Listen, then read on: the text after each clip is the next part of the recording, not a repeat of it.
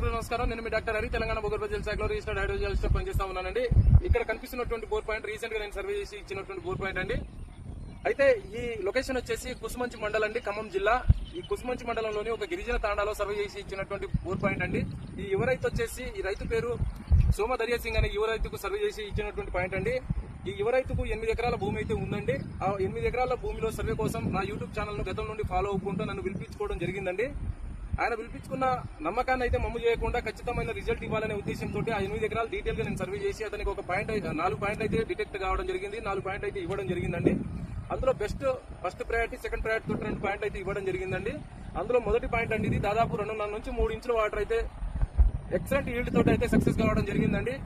So రైతు సోదరులారా, మీరు ఖచ్చితంగా క్వాలిఫైడ్ జియాలజిస్ట్ పిలిపించుకొని ఇలాంటి రిజల్ట్ పొందే అవకాశాలు ఉంటాయి కాబట్టి ఒక క్వాలిఫైడ్ జియాలజిస్ట్ పిలిపించుకొని సర్వే అయితే చేయించుకోండి. అయితే ఇక్కడ జియాలజికల్ ఫార్మేషన్ వచ్చేసి కంప్లీట్ బాండెడ్ నైసిస్ కాంప్లెక్స్ అండి, అంటే గ్రనైటిక్ ఫార్మేషన్ అంటాం దీన్ని. ఈ గ్రనైటిక్ ఫార్మేషన్ లో ఇలాంటి వాటర్ రావడం అనేది చాలా అరుదు అండి. అంటే ఇలాంటి రిజల్ట్ ఇవ్వాలంటే ఒక క్వాలిఫైడ్ జియాలజిస్ట్ ద్వారా మాత్రమే సాధ్యపడుతుంది. ఎందుకంటే ఆ జియాలజిస్ట్ అనేవాడు రీసెర్చ్ చేసి ఉంటారు కాబట్టి ఆ రీసెర్చ్ అనాలిసిస్ లో ఖచ్చితమైన అంటే ఫార్మేషన్ తెలిసి ఉంటాయి కాబట్టి ఆ ఫార్మేషన్ ప్రకారంగా రిజల్ట్ వచ్చే అవకాశాలు ఉంటాయి. సో మీరు క్వాలిఫైడ్ జియాలజిస్ట్ ని పిలిపించుకొని సర్వే అయితే చేయించుకునే ప్రయత్నం చేసుకోండి. సో రైతు సోదరులారా, మీరు ఈ విషయాన్ని నేను పదే గతంలో కూడా ఎన్నోసార్లు నేను చెప్పడం జరిగింది, మరలా చెప్తా ఉన్నాను. ఒక క్వాలిఫైడ్ జియాలజిస్ట్ ని పిలిపించుకొని సర్వే అయితే చేయించుకోండి. ఖచ్చితంగా ఇలాంటి రిజల్ట్ పొందే అవకాశాలు ఉంటాయి. సో థ్యాంక్ యూ, ధన్యవాదాలండి.